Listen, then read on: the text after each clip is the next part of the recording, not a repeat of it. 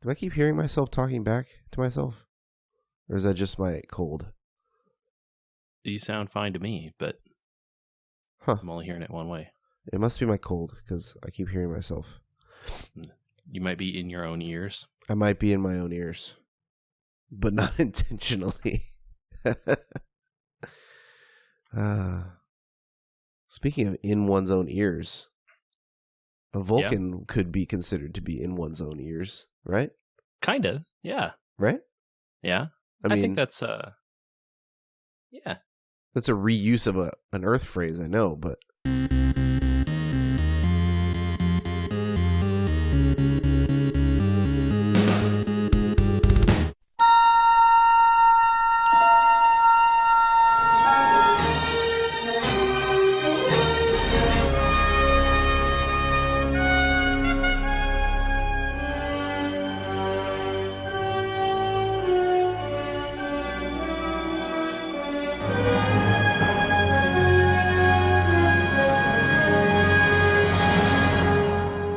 Yeah, I think hello. This is a podcast. Welcome back. This is what do we call this? This is another Subspace transmission. If you haven't caught already, my brain is on the fritz. I'm in my own ears because I have a cold. I'm Andy. That's JJ. Hello. This is funny because this is going to enter the temporal vortex and come out in 2 months. And I hopefully won't have a cold in any of those episodes. And I won't have had any cold in any of the episodes around the recording. But I woke up today and I feel awful. I'm sorry to hear that, bud. It's okay. Trek is back. Yeah. We said we were going to do it, so we did it. And we have started watching Discovery. There are now 2 episodes of CBS All Access Star Trek Discovery to watch. So we thought, you know what? The second season is completed. My timeline is awash with raving reviews of Anson Mount's performance as Christopher Pike. Thankfully, without any spoilers. Oh, that's good. Yeah, I have no spoilers for this show almost whatsoever. I know going into this that Spock shows up and that he's related to one of the characters we met on the first episode here. Right. I know that there are multiple ships that show up in this that are not the Discovery, and we already found that out. Yes. And that's kind of it that I know about this show. Maybe I've seen like pictures of episodes from season 2, and that's kind of it. And I have no context for those pictures because I don't know who any of the people in them are really. So it was good. We watched that first episode. And let's talk about the most important thing here right off the bat. Okay. I'm curious. That opening is pretty cool. Okay, good. Okay. So the show didn't start with the opening, but I didn't know if we wanted to talk about the opening right up front. I want to talk about the opening right up front. They do the cold open thing of like Michael and Michelle Yeoh, whose name I forget. She's the captain. Philippa Georgiana. Okay. I've now also immediately forgotten what you just said. I had to go look it up because I was like, man, she says her own name, and Michelle Yeoh is a great actress, but sometimes I don't quite catch words that she says due to her accent. And then everyone just calls her captain for the rest of the episode, so you never hear her name again. Sarek says her name at one point, but he butchers it. It comes out of his mouth like yo-yo. And so I had no idea, and I definitely caught that her name was Philippa. They said that a couple times, but the Georgiana part I did not get. And then, since we're on names, it actually kind of threw me for a loop multiple times that Sinequa's name is Michael. Michael, yes. I wondered for a bit of time if this was like. Maybe it still is. Maybe they're going to explain it as like some kind of important thing or something. Mm-hmm. Or if she was like transgender or something. I didn't know if that was like a plot point they were trying to do there. I have no clue. I wanted to look up why her And name now is Michael, and not I'm that refusing to do that. Yeah, I also refused to do it. Not that there's any reason someone has to have a reason to name themselves Michael. No. Yeah, the name is fine. It just keeps... I hear the name Michael, and I don't think that actress. Right. I heard the name Michael, and for half the episode, I thought, oh, they're using her last name, which was cool. They're just dropping the S or something, because Michaels is what you would expect. Yeah. And then they say Burnham, and you're like, wait, whoa, what?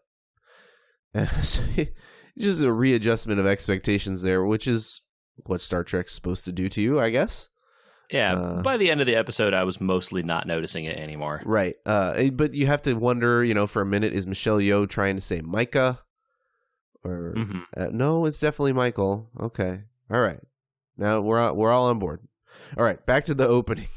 Right. So they had a little cold open. They were lost on the desert world, but Michelle Yeoh walked in the shape of a Starfleet pattern, which apparently is all you need to summon a ship from orbit. I don't know how that works. It's quicker than writing SOS in the sand. Certainly was. Okay. Opening. Yeah. That line art was super cool, man. I loved the art. Like, okay, they didn't do the thing where they show the ship a bunch of times in CG. They showed it in art, and they used very similar style, I think, in terms of the visuals to Enterprise in a way. Yeah, I was going to say Enterprise felt like the closest analogy of openings here. The music was a little off for me. The music sounded like it was trying to be original series, kind of. Okay. I think I heard a little bit of that theme in there, but yeah, that I liked looking at it more than I liked listening to it. It goes through multiple ups and downs in there with the music that you feel like, okay, we're getting going, the music's gonna swell, and we're gonna have the big, and then it goes back down again. Yeah, that part wasn't great. I don't dislike the opening. I want to be upfront about that. I think the art alone is worth just staring at. Yeah, and the cool exploded diagrams of the phaser and the communicator and all that stuff. I thought all that stuff was really wonderful. Great. Yeah. Maybe season 2 has different music or something. Probably not. But, who knows? We've only seen one episode here. Such an original opening so far for the series. I think that it was worth the trade-off in music. I like it. So, okay, hold on. That's down my notes somewhere. I don't know where that is. All right. What? So, starting. So do we want to do general impressions after? Do we want to go through how the show goes? I don't know. How did you structure your notes? I went in order of the show. I wrote down a lot of stuff that happened and a lot of opinions about what happened. Okay, let's do that then. We'll go in the order of the first episode. Okay, and then we'll see how that holds up for the future. Yeah. Like you said, they started off on the sand planet. Yep. Doing what exactly? Shooting a phaser? Violating the Prime Directive, I think. Okay. That's what it seemed like they were doing. I don't know. They were preventing the death of a species or something by not making contact with them so they could skirt the Prime Directive, is what that sounded like. Oh, well, you know what? We totally glossed over the beginning. They don't start on the sand planet. The very first shot of the show is a bunch of Klingons. Oh, that's true. We did not talk about the Klingons. I have notes about the Klingons later. Okay. Well, we'll get back to the Klingons after that, but it's interesting that they opened a brand new show with Klingons. Yes. It took me a minute to realize that they were Klingons. I also have thoughts about that. We'll get back to it. We'll get back to it because they come back up later. Yeah. So they're on a sand planet with the Corpusculan race. I didn't get the name. That's good. Which I thought was very original series. Yeah. Funny. Hey, these are gross monster people. I could not catch the names of them at all, the captain or the commander, until later. Mm-hmm. And then they shoot a phaser into the ground. It blows up some water. Yay, everybody's saved. Like you said, she walks the Starfleet symbol, and the whole ship comes down to grab them. seems like someone would notice that. But hey, we're trapped. Gotta make a exception. We have transporters on these ships. Yes, and they use them. Interestingly. So we already know we are ahead of Enterprise here. We definitely know we're ahead of Enterprise, but they seem to maybe use the transporter more than the original series. Oh, interesting. Right? Yeah, that's true. There was a lot of shuttle usage in the original series. Some. They definitely use a transporter.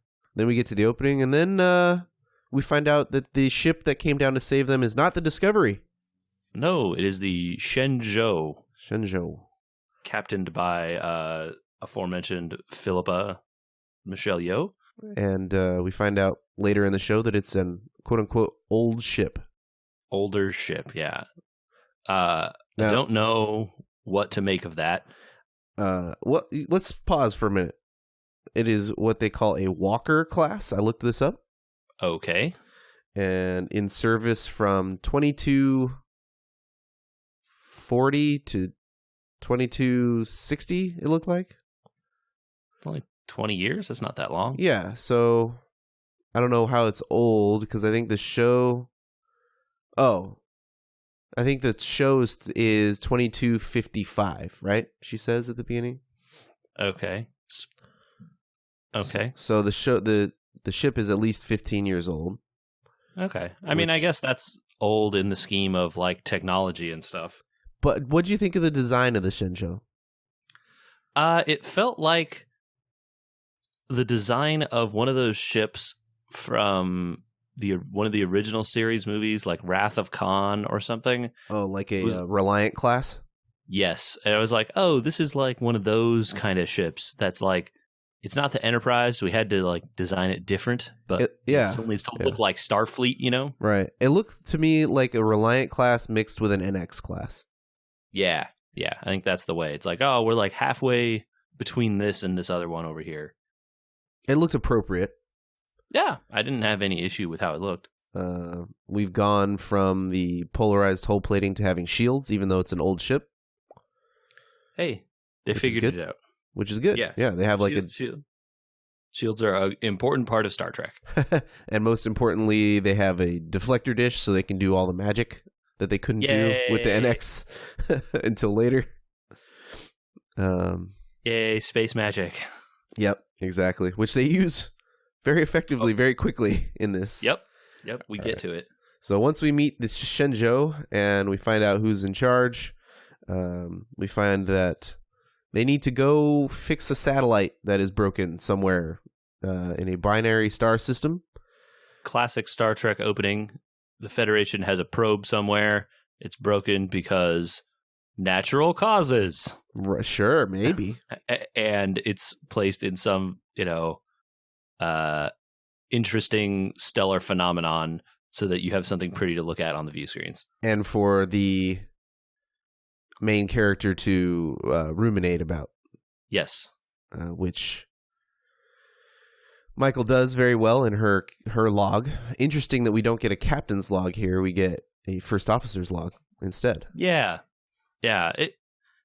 Unusual that they sort of have chosen the first officer of this ship here as the one to follow around. I have wondered about that for a long time. Seeing production shots of the crews for the first season and second season, how they would manage having all these captains, because I know there are 2 captains in this series and Captain Pike in the next series. Mm-hmm. And I was like, well, but Sonequa is the main person on all these posters. She's in front of all these captains. So is like she captain of Discovery and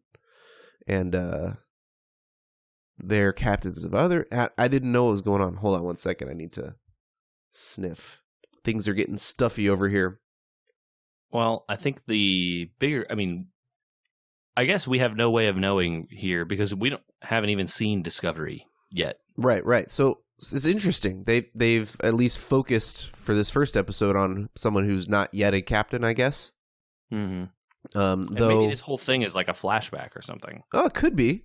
Good point. It could be a flashback. The series starts because we don't know where Anyway, we'll see where it goes. It's odd. It's right. It's odd. It is odd. Every show up to now is always focused on a captain. It is. It's definitely unusual.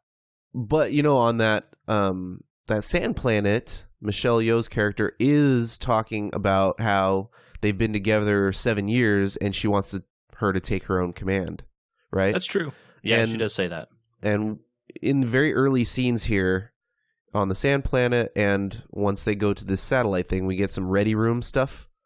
Yeah. And she reminds me of Riker quite a bit. Like Michael does? Yeah, like early by the book Riker. Yeah. A little bit. Yeah, I get it. I definitely see that. Then we deviate from Riker quite quickly. Yeah. Then we get to meet Saru on the bridge. Yep. The first alien that comes into view, and then we also get a view of the Shenzhou's bridge and the ready room, like I was saying. Yep. I have met Doug Jones at Comic-Con. Okay. Shook his hand. Doug Jones is the actor that plays Saru. Thank you. I didn't know that, so that's good. Sorry. He's also the gentleman that plays the Guillermo del Toro characters from like Shape of Water. A whole bunch of tall, lanky. He was Abe Sapien. Oh, okay. Yeah. Yeah. So he's really tall. Very tall. Yep. And looks taller when put next to very short women. And has makeup that makes his head an extra foot tall or whatever. Yeah. And I knew I was glad they got him for this show. It was great to meet him in person, and it was awesome to watch him. He definitely brings life to what is probably a lot of very hard to make life like makeup. Definitely. What do you think of his design for his character? I want to know what race he is. I don't think they said the name, or if they did, they said it in one sentence and I didn't pay attention. We found out very little about his race, and we find it out at an opportune moment later, so we'll bring it up then. Yeah, definitely. But no, I don't. I heard his last name, and I forgot it, and I didn't look it up again. Yep. I was going to say they called him Saru, so that's what I learned. Yeah, it might be one of those things where like you don't call them by their last name. I don't know. Yeah, I don't. Maybe that's a culture thing for them. Who knows? But I enjoyed his look. I thought the kind of vaguely aquatic look, but it was like some flowy lines, but still like definitely expressive in the eyes and like nostril area. Right. Made it like a really cool alien to have around, so that he could suggest his opinions of running away. Yeah. We'll get to that. Let's talk some design stuff since we're on the bridge here. Yeah. Uniforms. Yeah. So, we did that entire episode about uniforms a while back. Well, which is also why I brought up the ship design, because we did a ship design episode too. Yep. And these uniforms are pretty cool. Very utilitarian, I did not expect to like them. When I saw them in the posters and stuff, I was like, all right, I'm going to hold my opinion until I see them in action. Right. They're cool. I think the pictures of them don't look as good in like a still photo as they do once you actually get them on a person and they're walking around in the shot. They look much more pronounced and in your face in the production stills. Yeah. Than they end up on screen. The gold and the silver on screen are much more muted. Yeah, it's definitely just like hey, this is the accent color or whatever. Right. It looks like we have gold and silver. Gold seems to be command and silver everything else, maybe? Yeah, I didn't see like a lot of differentiation between like here is the weapons guy or here is the doctor or whatever. So that is probably going to put it low on my list of uniforms overall, but probably above a lot of the bad TNG DS9 era ones. Yeah. Because as we discovered at the end of that, I ended up a fan of the original, I think, and you ended up a fan of the DS9, where we both could differentiate who did what based on colors. Sure, yeah. So yeah, and not knowing really from the color here is a little annoying. The guy's like, I'm a science officer, and I'm like, thank you for telling me, because otherwise I would not have known. I only know that the two people sitting in front are the people flying the ship because of tradition. I don't know that because anyone told me that. And flying the ship. Did you see how they fly the ship? No. A joystick and a yoke, like a full-on flight sticks from a plane. She goes, I'm nosing down 6 degrees, and she there's a throttle and a stick and everything. Man, things were easier back in the 2550, whatever this time is, 2250s. And then they made it harder again by taking all that away in the original series. Well, certainly more pilot-like. We don't find out the weapons or communications or pilots' names at all. Yeah, not in this one. Or at least, I don't know if they do later, but yeah, thus far I have not learned. It's a good question. Do we stick with the Shenzhou much past this or not? Who knows? All right, back on track here. The satellite's broken. Saru's trying to figure out what's going on with it. And there's some weird stuff going on with the sensors. Obviously, we get some tension between Michael and Saru. Yeah. Michael is a xenoanthropologist, but she also seems to be knowledgeable about everything else. Yep. And doesn't mind showing off and pissing off Saru. Mm-hmm. Yeah, so sensors don't work, so what do? Let's throw a person at it? Well, first they check it out with an old telescope. Right, yeah. Oh, I forgot about the I didn't write any notes about that, but it's like... LOL, scanners suck, let's go look at it with a telescope. Okay, so there's like, oh man, there's stuff like interfering with our scanner to... prevent us from scanning and learning about this with our sensors. But apparently you can just see it? Yep. And so why did you need to use the scanners in the first place? Maybe they don't have a zoom on their viewfinders yet, They don't have a zoom on their I guess light. Not. Yes, so Saru says leave it alone, and I said in my notes, yes, leave it alone. Seems like a plan. We start to get Saru a little... feels like the audience here, where he's just kind of like, I think this is a bad idea. Yeah, right? I mean, as much as we find out later he might be an abject coward, at the beginning here, he's talking sense. They want us not to look at it, so let's leave it alone. Okay, let's leave it alone. But right, like you said, they instead say, throw a person at it. Yeah. So they're like, oh, well, but it's too hard to navigate a shuttle through this, accretion disk of the binary stars, so we can't do that. Right, so flying rocks are everywhere. Nothing we can do. But instead, we will put a person in a thruster suit and throw them at it. Okay. Pause. Yes. First note of, here, cooler tech than older films. Right, yes. So I was also going to bring that up, I literally wrote down a thing that says, wow, these EVA suits are way cooler than anything we've seen in Star Trek before. Ever.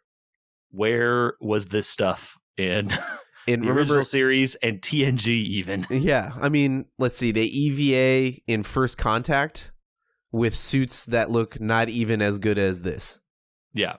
And they do have the magnetic boot thing. So they're on with that, but these magnetic boots have more stages to them and look cooler. Man, yeah. Do you know how hard it is to use a thruster to go any direction in space? Real hard. Then control it? Yeah, I know how physics works, and once you start going in space, you keep going. Yep. So you have to have thrusters in opposite directions every time. Otherwise, you're just going to push yourself off and never be able to stop. They at least did show once she completes her little she gets a little retro flight, burn. To slow her down. Yeah, they kind of just we'll pretend you saw us stopping her here. Yeah. But, this is definitely... I mean, this is like some 2009 stuff. And then we start to get a lot of 2009 stuff. Mm-hmm. Where, they have those suits they use to shoot down to the platform in the 2009 movie where they do their like space drop. Oh yeah. This is reminiscent of that to me, of like, okay, they've got suits that do stuff that they didn't used to do. Yeah. So I mean, I guess they haven't said maybe this is a part of that timeline. No. Oh wait, it can't be, right? Because that's it can't be part of that timeline because Vulcan. Right. Sorry. Yes. Would have. Although I guess, does that happen in the future? No, that happened in. No, it would have already happened. So this has got to be main You're right. timeline. You're right. There would already be no Vulcan. So you're correct. Right? No. Vulcan would blow up in the first movie, right? 2 years after this. Yeah. So I guess it could be alternate timeline, and we just don't know it yet. Who can say? I'm going to guess that this is a main timeline thing so that they avoid a lot of problems. I think that's the pitch they've done, that it is a main timeline show. Okay. Well, they definitely have retro incorporated some stuff from the new films into this. Yeah. And they do more of that later, which, I don't know. How do you feel about that? Like, it's anachronistic stuff and new design stuff? So I'm of two minds because, like, obviously the showrunners can't just make a show that looks strictly worse than the original series because it's supposed to take place before that, right?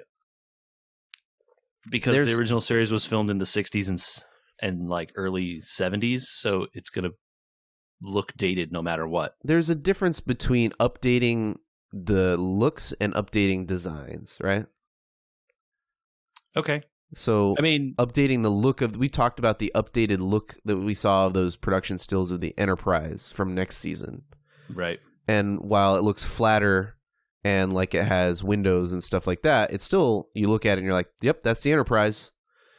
But then, like, let's say they have the Discovery, and the Discovery has cooler stuff on it than the Enterprise. Well, then that's a problem because the Enterprise would have just been put in service. You know what I mean? Yeah. So we'll see how that pans out, but trying to keep tech in line, I know it's hard, but that's like one of the things that Star Trek has always done well.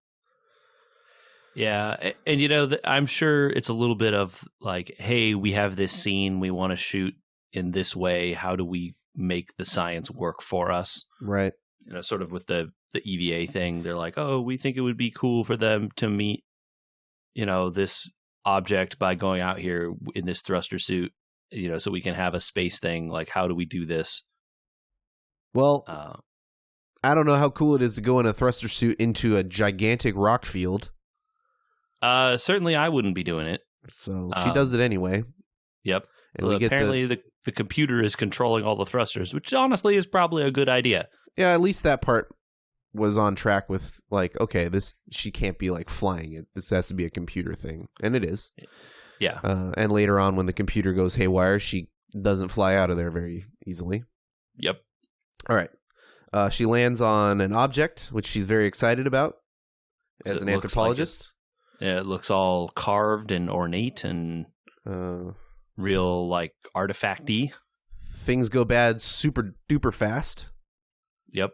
Almost instantly. A giant gold-plated I don't even know how to describe it. Like, it looks kind of like a golem. Like a historically like biblically aged golem, you know? He looks carved. Yes, yeah, carved. That's a good way to describe it. And like so many like points and lines and ornation so or not much. ornation, like ornamental like spikes and extra design on everything. And actually and so then we learn very quickly as this person or whatever it is shows up that Michael sees a symbol and was like, oh, this is a Klingon. Yep. The Klingon attacks her with a batleth. The batleth misses, hits the ship. She thrusters into him. And pushes the batleth right through him. And then gets launched off the ship and into the rock field. Her her timer runs out, and the ship, the Shenzhou, goes haywire trying to figure out how to get her back. And that's when we start spinning around the bridge and seeing more crew members finally. Yeah. And I wrote down in my notes, whoa, hey, is that a chick with a robot head? Okay. I also wondered what is up. We don't learn what is up with that person here. We'll see, I guess, if it comes up in the next episodes or whatever. But yeah, what? It looks like they took. It looks like they took the dude from Portal, Wesley, the robot thing, and stuck it on somebody's head. A Wheatley. Wesley is Yeah. from Star Trek. Yes. It also looks like, do you remember that one weird episode of The Next Generation where there's the two robot pair people that take over the ship because they're trying to save their people? No, I don't remember that in one. dry dock or something. Right. The ship is in dry dock, Right, and then these yes, two yeah. people are optimizing the systems or whatever, and then they come in and just hijack it. Kind of. Yeah. It looks a little bit like them, whereas they're like very robotic, except that there's not two of them. But she has like a LCD panel on the front of her head, which is weird. Yes. I wondered if she was meant to be like a proto-android or something. Maybe. I want to know more about that because we just spin around the bridge and see all the characters. Well, guess what? You don't get to. So a Lobot dude who is at communications. Oh, yeah. Who we've seen a dude like that in the Star Trek movies before on Earth. So that one didn't throw me for a loop. But this one was like, whoa. Yeah, the giant screen on the face. Which I think they did so she could see out of it. That helmet. Probably. But wow, that was a cool little, wait a minute. What is that? Yeah, very unexpected. They get her back, but then we get a flashback. Right. Maybe inside a flashback because we don't know what's going on, but what happens? So we're seeing Michael being raised on Vulcan. Yeah, on Vulcan. Or at least, well, I mean, I guess it's not clear if it is exactly on Vulcan or not, but I'm pretty sure it is. We know that it is because this is another 2009 thing. So it's like the Vulcan learning pits, right? The Vulcan learning pits came out in the 2009 movie when we see Spock in them. But like they could have built that wherever. No. Yes, but that's the Vulcan Academy and the Vulcan Science Academy and that we know that they're on Vulcan. So okay. I didn't pick up on that part, but I did notice that it was the little learning pit thing from the movie. Yeah, so. Which was, I'm okay with integrating that. Yeah, this is a Vulcan science thing. We never saw much of Vulcan, or their. Well, we did see a good amount of Vulcan in Enterprise actually, and each time we did, it was just like barren desert. So adding more stuff to Vulcan is a good idea, I think. Yes. Yeah. Look, obviously they're a spacefaring race. They have cool buildings and they do stuff in them. Right. Why not this? Yeah, exactly. So that's a cool integration. And Sarek. Yes. So Sarek shows up as, some kind of mentor or father figure here. They didn't, at this point, you don't know really why. Mm-hmm. That confused me, but it was cool to see. I think they did a good job of portraying that guy, but way younger. So timeline wise, since I actually looked up the timeline a little bit here, Spock has not yet been born. Yeah, I was going to say this is way too young for him, right? So I wondered if did Sarek have another kid? Is that what's going on? But Michael is definitely a human, right? He basically tells us right away, you suck at this because you're a human. Yeah, so I wondered about that because at the time he's like, "Oh, it's your human heart," and then I was like, "Is this another Vulcan human hybrid thing? Is that what's going on here?" Mm-hmm. Nope. And nope, she's just human. But was raised on Vulcan for. Well, I guess they kind of explain it now, right? Well, they explain, yeah. Well, she kind of shuts down when they talk about a massacre of humans by Klingons. Right. Well, humans and Vulcans, right? It was a Right. Vulcan human science facility or something. Yeah, some colony somewhere with both Vulcans and humans there. It was attacked by Klingons. And it seems like Michael was orphaned at the end of this. Mm-hmm. And for whatever reason, she ends up with Sarek. That part wasn't really clear, but maybe we'll get into it later. Yep. And Sarek's like, yeah, look, your human heart is the source of your problems here, not your mind. So I'm sure, it doesn't matter what language you're speaking or whatever. You're fine. It's just you're human. Yep. We get a little Klingon burial here. Yeah, so let's talk a little bit about the Klingon, more like their design and stuff, because we saw it in that opening and you see it more now. They're definitely trying to do some of the stuff that you remember from the Klingons in like TNG and DS9, where they're all very, speaking about their peoples and talking about their race and the glories and all that kind of stuff. But it's happening in like this weird, like proto-Egyptian looking temple thing. It's just all very like different from how I've seen the Klingon bridges and stuff of the past. So it's interesting to me, and I use the word interesting a lot, because they definitely understood what the Klingons were in the previous series. Right. They took the designs from 2009, they mashed them together and came up with new stuff. So the look of them, let's talk about the physical look of the Klingons. Mm-hmm. They didn't go with stuff in the original series. They don't look like the original series Klingons. Yeah, so there's, because the design of the Klingon race changes over the course of, from the original series to TNG to even DS9, and they kind of like make reference to it a little bit in some of those later shows of like, oh yeah, that stuff in the TNG time is bad and we don't talk about it. Well, yes and no, because they reference what happened to the Klingons in the original was some sort of plague, right? Or like a virus that the Starfleet or somebody damaged the Klingon race with? I don't know that they say who did it, but there was like some kind of disease or something among their people that, made them look different, essentially, for a couple generations or something like that. Yeah, damaged their forehead ridges for a bunch of time, and that's why in the original they look almost human when Kirk runs into them. Right.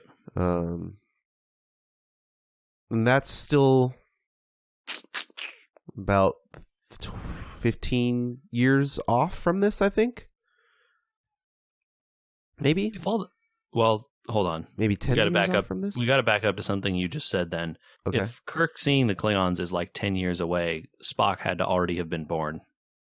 Let's see. 2255 right now. When does Kirk take over the Enterprise in the main timeline? I'm going to look this up because it's kind of important, right?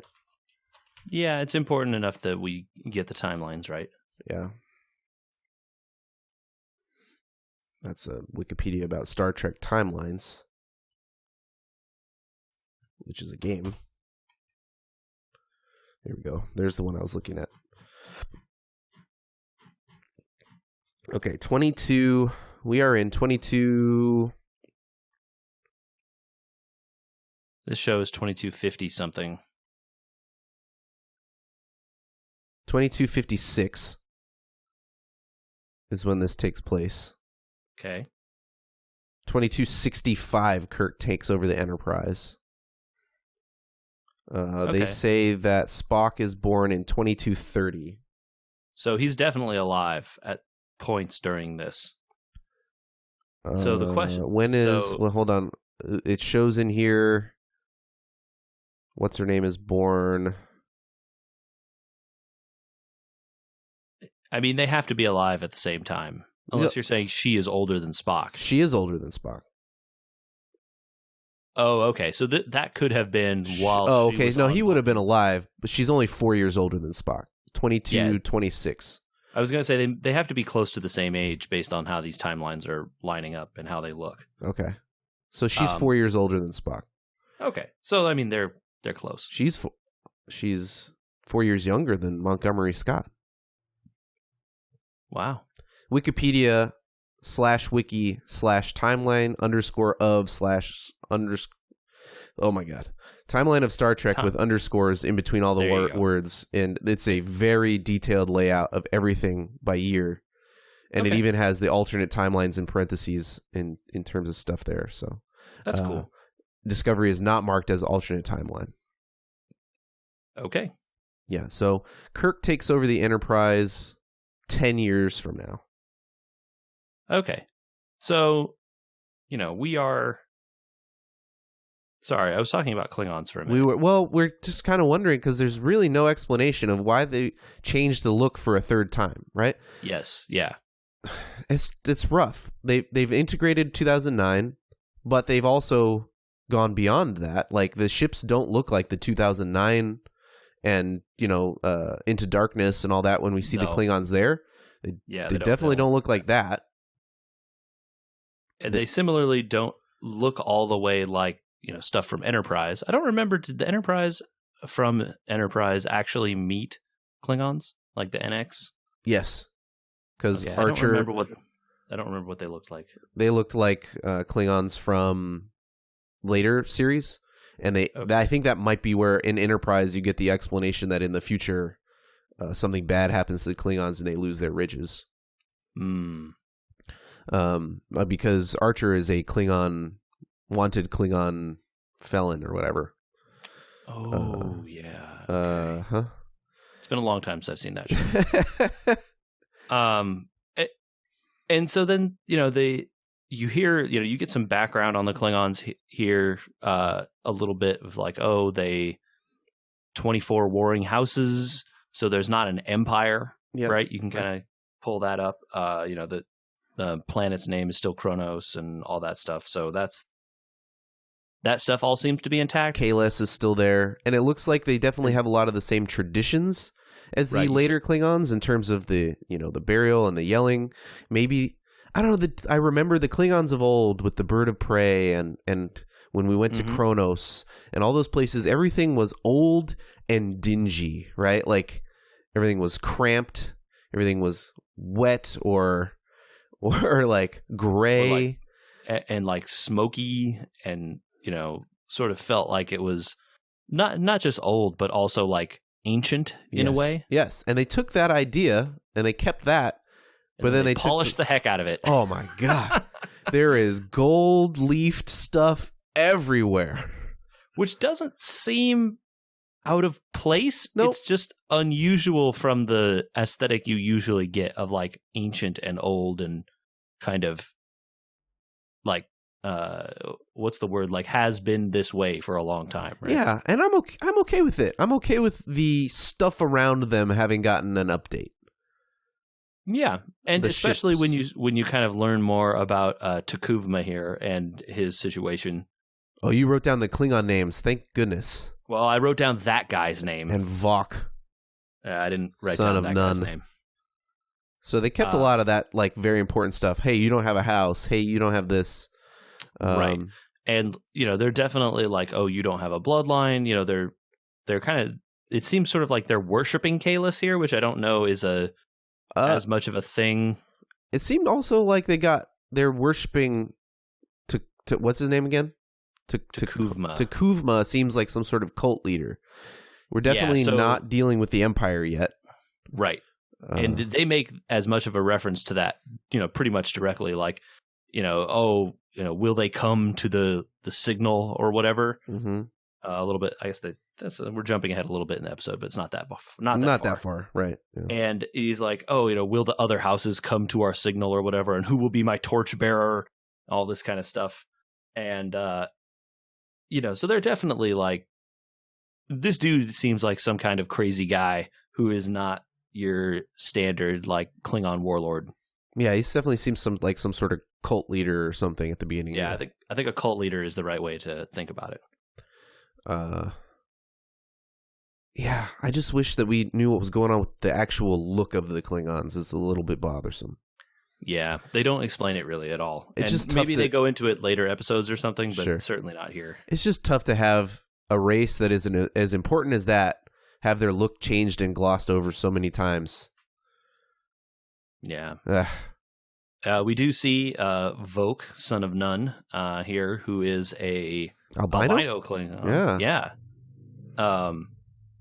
Showing that they have apparently racial issues in their own set of population too. Yeah, it's beyond the house problem. There's also a skin color problem. The house problem has always been the thing, right? Where they're like, oh, you're the son of a father who was dishonored, so we're never going to associate with you people. And that was always the kind of caste system there. Not clear how intact that caste system is when there isn't an empire to be, in control of everything. Right. All right, so she wakes up from her nap. She's all irradiated, but they got her back somehow magically, which is fine. Magic is good. Yep, tractor beam, who knows? Runs onto the bridge and says, hey, we got Klingons. And everybody's like, yeah, right. Yeah, Not true. Dude. Sure. Cool thing, man. Yeah. You have a grade 3 concussion. Is it Saru who says that? Yeah, he goes, Captain, she has run onto the bridge in an irradiated state. Yeah. It's like also is suffering from a grade 3 concussion. She's like, I don't have a concussion. Which is, of course, what a person with a concussion would say. Right. She no-sells the concussion pretty well. Uh-huh. And then is immediately kicked off the bridge after the captain says, all right, fine, red alert, if it'll make you happy. And when the captain accepts that there may be Klingons out there, then Saru finally shows his true feathers and says, we should get out of here. Let's go. He's like, Captain, if you believe there are Klingons, I'm out. We should be out.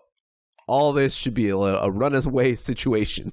We did the thing that they asked about the satellite. We don't need to do this. Let's go. Yep. So then we go through all the stuff we were just talking about with Takuvma. Yep. And then back to the Shinjo, where Michael is back on the bridge and says, hey, target them with phasers because will get their attention and we need their attention. Otherwise, they're not going to pay attention. We do that. Seems a little bold, but okay. We do that because goes along with it. We trust Michael, I guess. 7 years, hey, okay. And then there's the big rut-row. The Klingons have cloaking technology. Apparently, we didn't know this at this time. Mm-hmm. And that ship is not that small. It's pretty big. So it looks like it's two separate things? Maybe? Yeah, so this was the thing I wasn't sure about. Maybe that thing is the torch that this guy was talking about. Right. And the actual ship was, over to the side or whatever. Cloaked in front of them the whole time. Yes. So the thing decloaks, and Saru pees his pants. Yeah, he's like, we really should go. The captain says, no, this is Federation space. We're not running away.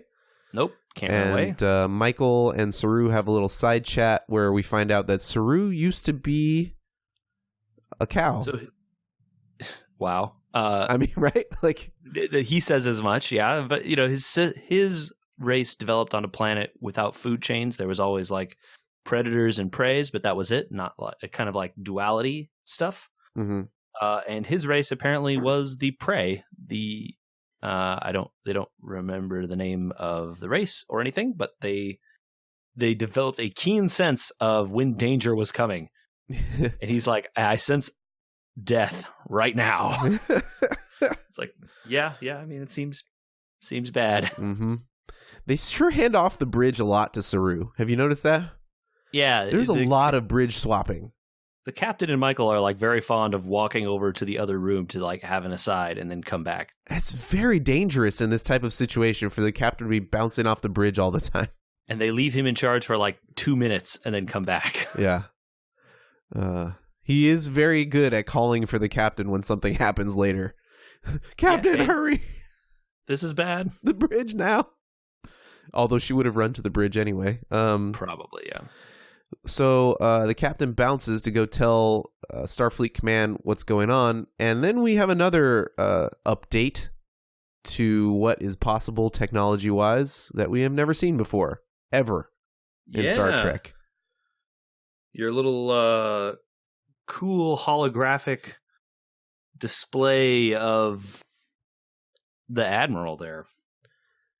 I mean, even in TNG and... TNG, you see those kind of communications, but they're always done on like a datapad screen or something. Maybe. Or the thing on the wall. You don't really see like full hologram stuff. Yeah, a holographic projector seems like a lot of work to have integrated into her office. Yeah, or later on into everybody's rooms. Yeah. This seems out of place and again anachronistic by a long shot. The one in the rooms is the one that got me more than this one. It's like, oh, the captain has to like have sensitive communications or whatever, so they need like an encrypted projector or something. Okay, fine, whatever. Yeah. That one I was like, okay, the captain's ready room is the place to have that meeting with like high level people or whatever. Okay. She gets to have the like conference room with the fancy projector. But the original series has none of this, right? Right, of course. TNG has none of this. There might have been like one instance in TNG where someone did a hologram thing, but like, yeah, generally it's just like you see them on the viewfinder. The NX-01 didn't even have a viewfinder. Yeah, totally. For this type of communication back to Earth. I don't know how I feel about this. This is the first thing in the episode where I was kind of like, I'm not sure this was a good decision. For fans, anyway. Yeah, they could have done it the same way, but just put up a big screen on the wall, right? Something. I mean, I guess then you can't have the person walk in behind them, but they could have. They could have. I mean, I know they're always experimenting with new technologies and stuff, but maybe like a glass plane or something that would have maybe looked more like a hologram, but also would have been tech that they could have had. I mean, that's technology we have today, though. Okay. You can project a screen on a piece of glass and make it look like a hologram right now. Yeah. I don't know. I'm trying to... I don't know either. It just threw me for a loop. Yeah, it certainly is something we hadn't seen before. All right. So then the light beam shows up. Yeah, so the Klingons go full... I don't even know what this is. Some sort of signal? They light the beacon. Whatever it is, Gandalf arrives on the 5th day looking to the east or whatever, and the white light shines. And man, wow. And apparently, I thought it was a cool touch where she's like, okay, let's like mute the speakers. And then you still hear it. And she's like, all the way? And he's like, no, that's just the ship vibrating. Saru's like, yeah, that thing's so loud the ship is projecting it inside. Yeah, that's the vibration of the structure, which is a real thing that would happen if there was stuff like that. However, there's no air in space. So how are you vibrating? Well, you could still vibrate something, right? No. What do you vibrate? Yeah, where's the sound coming from? Where's the sound coming from? Now, the part where they're like, oh, they're projecting it on all the channels or whatever, that part makes sense. Well, you could have a shockwave in space. Can't you? Can you? A shockwave of stuff. Yeah, there's no air to compress. Correct. So anyway, I don't know. Well, there is air inside of a ship, Star Trek has always done I guess. this, though. That's not like... That part is not scientific, or is... It follows the science laws that Star Trek has always followed. Every space show bends the science of space because the science of space is boring. Yes, correct. Where like it being completely silent all the time is boring, so they get rid of that. Yeah. They also like not being able to have cool explosions in space, also boring. So we get cool explosions. Yeah. So this is pretty obviously like bad. Right? Right. So Michael ducks off the bridge to go phone home. Right. She's like, Captain, I have relevant needs to leave the bridge. And she's just like, what? Fine, I guess. I don't know. This is weird. Calls Sarek on the bat phone there. Yep. And he just picks right up. As a hologram. Yeah. Where are they getting the like, okay, hold on, I got to pick up the phone and run in front of my holographic camera so that I can be... I just don't get it. I don't know either, man. It's weird. It's a bummer. This scene was way weirder than the other one. Right, because it's just inside of the first officer's chambers. Like the first officer gets it in a room? But also like Sarek walks around and sits on stuff. Yeah. Whereas the other guy just stood there. Right. Yeah. Sarek sits on a desk. How does he know where the desk is? How does he know where the desk is? And also, how does he know where to sit in his own area so that anyway, it's a problem. That one is not a good idea. Not a good plan there. Like, yeah. Does he have makes a good scene, but also... Where's him dragging the desk into play? Or does he have a mock-up of her room? Because they talk all the time? That's creepy. That is creepy. He doesn't seem to like her very much, so I would think not. You never know with Vulcans. Yeah. Hard to say if he actually likes her or not. Yeah. He would tell you he doesn't have feelings like. He seems to have feelings like dislike. Yeah. Yeah. The Vulcans, for all their not liking things, seem to dislike things quite a bit. Yeah, that's true. It's very true. So they have a little heart-to-heart here where she's like, how did you initiate contact with the Klingons? And he's like, this isn't going to work for you guys. Like, this is a bad idea. Yeah, well, and it seems to be because... He tells her anyway. He tells her, yeah, here, I'll tell you, but don't do it. Right. And then it cuts away, obviously. Yeah. Because then she immediately, clearly, goes back to the bridge and says, we got to shoot him. Yeah. Shoot him. Shoot him now. Hurry. We got to blow him up. Here's the problem. Don't you understand? This is the Vulcan hello here. We get the title of the episode finally. The Vulcan hello. We got to give him the Vulcan salute. And here's the problem. We're in Starfleet. And they don't shoot first. Yes, Captain very clearly says that. Starfleet doesn't shoot first. And unlike the Vulcans, where one Vulcan can say, this is the only logical path forward, and the entire Vulcan race will accept that and behave the same, I feel like it has been established in this show again that Starfleet trusts their captains to act individually much more often than Vulcans probably do. Yeah. Which means we would not get the same reaction every single time from a Starfleet officer. True. And Michael is trying to set Starfleet policy here in their first go-around by blowing them up. Hey, they respect when you shoot them.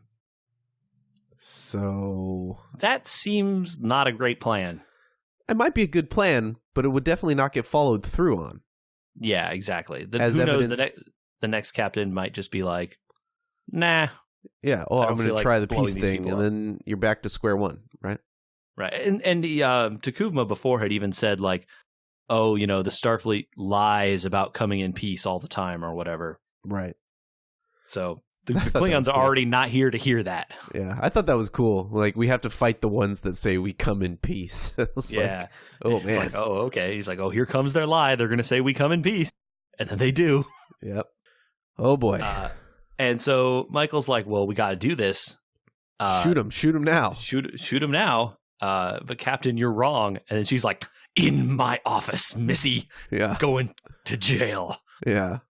You are way out of line. They have a little sidebar, and they leave Saru on the bridge. I'm surprised. Like, we're leaving. I'm surprised the Shenzhou didn't immediately warp.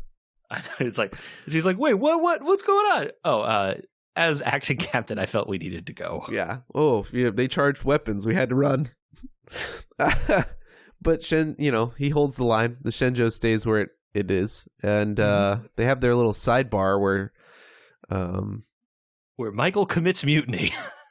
Yeah, what a turn there, because they go through, what are you doing? Why are you second-guessing me? Are you sure? And we finally find out for sure her family was murdered. By Klingons. Klingons. And that Sarek is involved in maybe having raised her after that. Mm-hmm. And And the captain's like, we're doing this my way. You get in line or you, get out. You've let your emotions run wild here. You're not paying attention to what we should be doing as Starfleet. My way or the highway is how we're doing this. Yeah. And Michael's like, okay. That's some Vulcan neck mutiny. pinch. Mutiny. Yeah. My note here says, episode 1, we already got a mutiny, LOL. That was nice to see a Vulcan nerve pinch come back. And also a human can do a Vulcan nerve pinch. Yeah, that's the first we've seen that, I think. Or the first I've seen it anyway. Yeah, it was the first I recall seeing a human pull it off.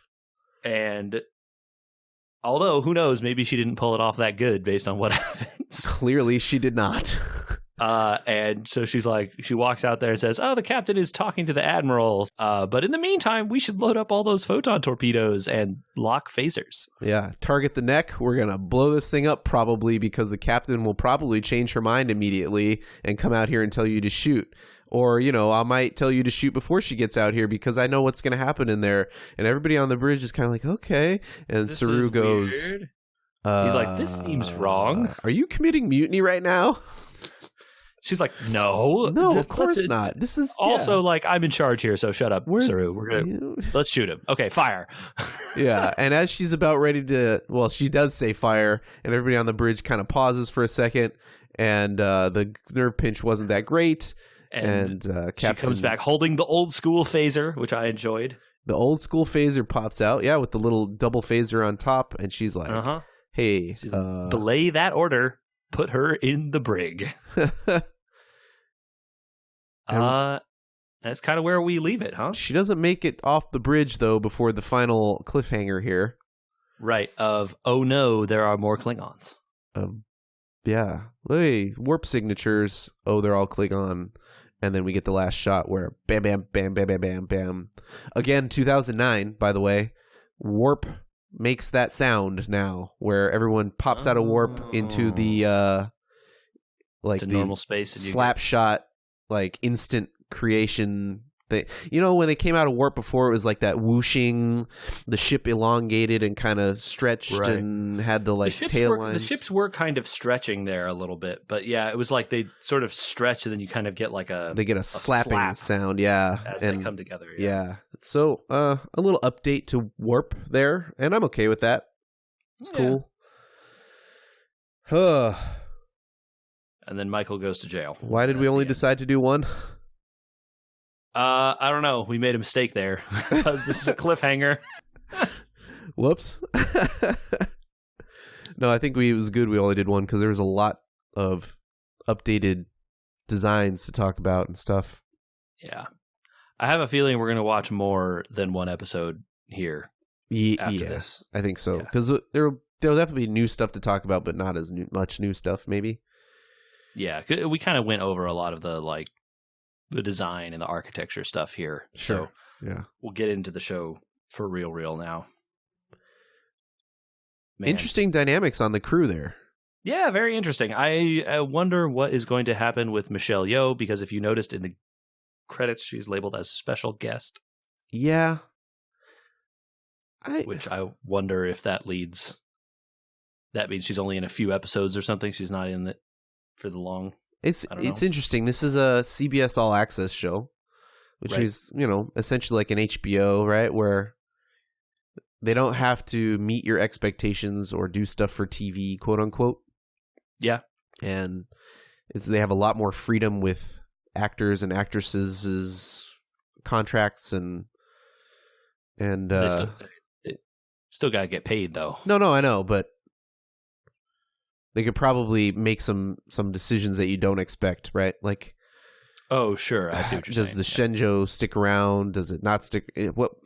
What can happen with these captains? And it's a lot of stuff. And like you said, are we looking at a flashback? And she's a special guest because this whole sequence happens from some. Who knows? This goes on pause for a while, and she's a special guest later too, or and because we know, the second season, she meets up with the Enterprise, captained by Pike. Yeah, and that's just out of show knowledge, right? So there's 10 years or something that has to transpire there. So yeah. So do they do that break between the seasons? Oh no, there's no 10 years though, because oh right, the Pike would have been commanding the Enterprise this whole time. Pike would have been Pike.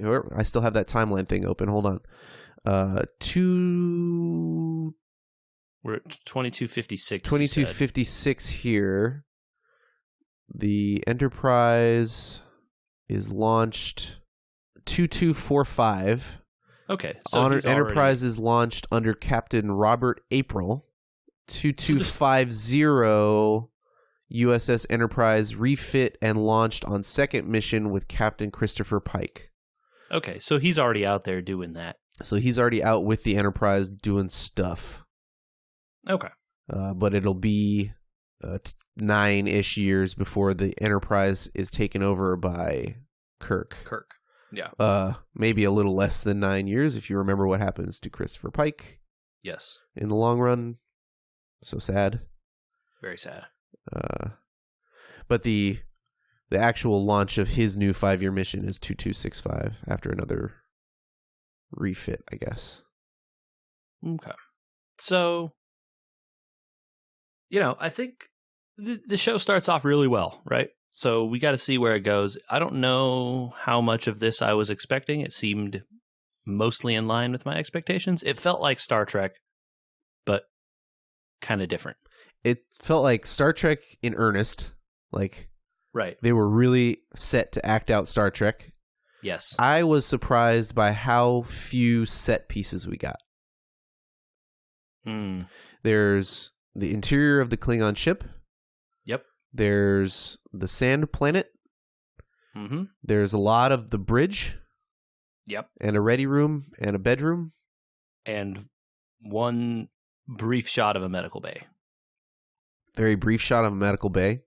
That's it. Vulcan, kind of, but only one little shot on Vulcan, which is like clearly like a soundstage.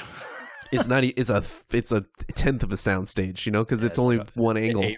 A room and a top-down shot of the learning pit there. Yeah, sound stages are much larger than that. So, I mean, based on what we saw, they did one outside shoot, and the rest of this was all done on half a soundstage. Yeah. Which is surprising to me. I mean, this was the first season. They didn't know how successful or not it was going to be. Their budget was probably not huge, and they probably spent a lot of it on making cool props and stuff. But we haven't even seen the Discovery yet. Yeah, so that's where I wonder. Anyway, I guess we'll see. I don't know. I'm very interested to see how. So limited set pieces, but we have a bridge for a ship that's not even the main ship. Yeah. Crazy. Yep. Very. What'd you think of the design of those Klingon ships? It looked like they tried to do the Klingon battlecruiser for a minute there with the hammerhead thing.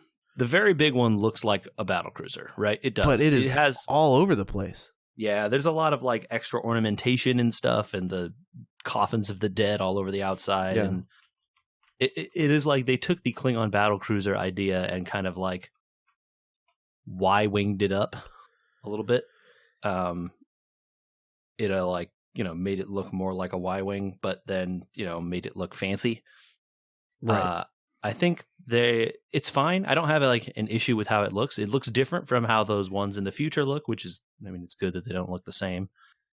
And during, there's definitely some, as the other ships warp in, you're like, oh, okay, there's variation here. Not all these ships look the same. Right. You only see them in one shot for a minute, but. So I'm looking x-scientia.org.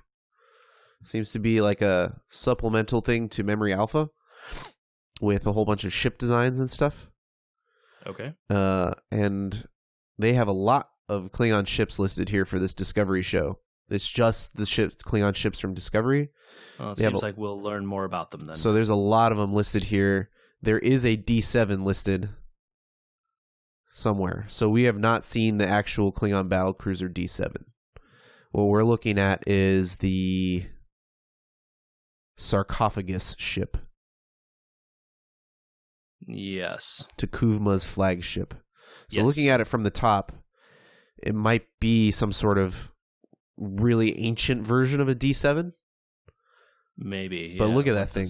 That is wacky looking compared to the Klingon ships we're used to. Which is one of the things we talked about a long time ago when we were doing designs was, hey, there looks like there's 2 Klingon ships ever, right? Mm-hmm. Yeah. And this looks like they've taken that idea and said, okay, so there's a bunch of old Klingon designs that eventually lead to the 2 designs that they have. It's a smart way to do it. Yeah, this is definitely like a predecessor to the D7, right? Yeah. It looks really old. It does. Oh, man, this D7 looks cool.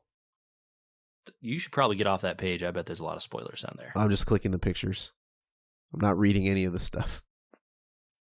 But you're right. You're probably right. Okay. More on episode 1? I'm excited. Yeah. I'm excited to watch more. I think it's cool. The end is a fun little like intro cliffhanger. I assume we're not going to get 2-parters or whatever through all this whole series. But they got to grab people off the bat. Yeah. And this was successful. Yeah. I'm into this. This is cool. Very few of us, very little of us can play. I thought we were gonna be like, I don't know about this, I don't know about that, I don't know about this, and most of it was just like, okay, so there's some 2009 integration here, and we're kind of on the fence about what they've done to the Klingons again. Maybe they'll explain it. And holograms. But other than that, everything seems like, wow, cool, right on. Yeah, so I'm interested to see where this goes. Maybe the show changes direction or something as it goes on. It seems like it has to. Because I heard stuff about that people didn't like about this show and this season. So, no. Okay, don't spoil it for me because I haven't. No, I'm not going to say anything. In the tank it's just on spoilers. It's just impressions, not anything specific. All right. So, all right. So far, those don't line up with this first episode, which I enjoyed quite a bit. That was Star Trek Discovery Episode 1. How many do you think we can handle by next time? I don't know. A couple? Quite a bit more. Okay. Yeah. 2, 3, whatever. Yeah, all right. We'll burn through it as fast as possible, or just should we pace ourselves? I don't know. It's like how much do you want to watch, I mean, I would watch the rest of it right now. How did you sign up? I did CBS All Access through my iPhone, and I did the no commercial option.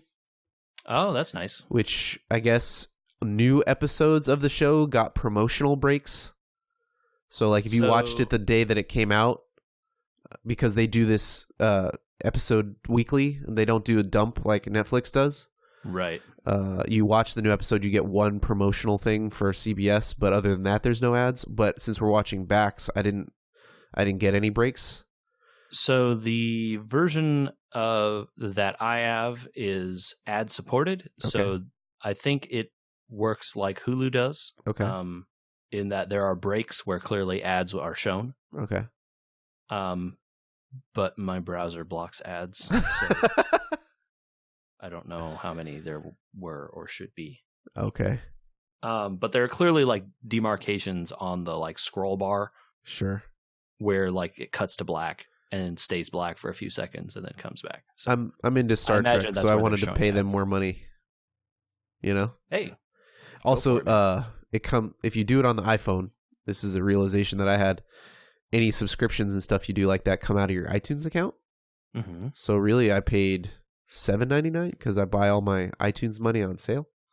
Oh, smart! Right, you get them at Christmas time, and you pay like 25% off. Yeah, discount. That's smart. Uh-huh. I am login sharing with my sister and her husband. Nice. All right. We'll do some amount of episodes for the next episode of Subspace Transmissions of Discovery Season 1. We've got 2 seasons to get through. I know. We got to pick it up, man. We don't have to hurry too bad. But I do want to hurry because this was a cliffhanger. I know. That's what I mean. I want to watch the next one. All right. Well, we'll see. You know what? We'll just sort of like check in a week or so and see how far we've gotten. I don't want to do too many in one episode, though. No, then it's just like we can't the whole season. No, because we only have an hour-ish, an hour plus. to do this. So, if we did 4, that'd be too much. Yeah. We'll do like, maybe 2 or 3 here. 2 or 3. We'll see. Okay. After, because we got to do the second part of this, and then at least one more, and then we'll see how that ends and if we want to do one. Okay. Got it. All right. 2 to 3 episodes. This was Subspace 8. Hopefully you like Subspace 7. That was fun. I think they will. It's a good one. Oh, man. Doing those crews was so good. Doing those away missions. Mm-hmm. But then this will be 8, and then 9 will be some more Discovery. We'll work our way. I think Subspace will be just Discovery for a little bit, unless something in the Star Trek universe happens major, like one of those other shows launches while we're doing this. Yeah, I mean, unless there's stuff to talk about, we're just going to keep doing this for a bit, I imagine. Okay. All right, man. Well, we don't know what she says. I want to know what Michelle Yeoh says. Engage or I want to hear warp her, let's get us out of here. Saru was right. Yeah. That's her warp thing is Saru, go. Although he's not a pilot, so. All right. Also true. Cool, man. Well, thanks for doing this with me, and next month we'll have more. All right. Yeah.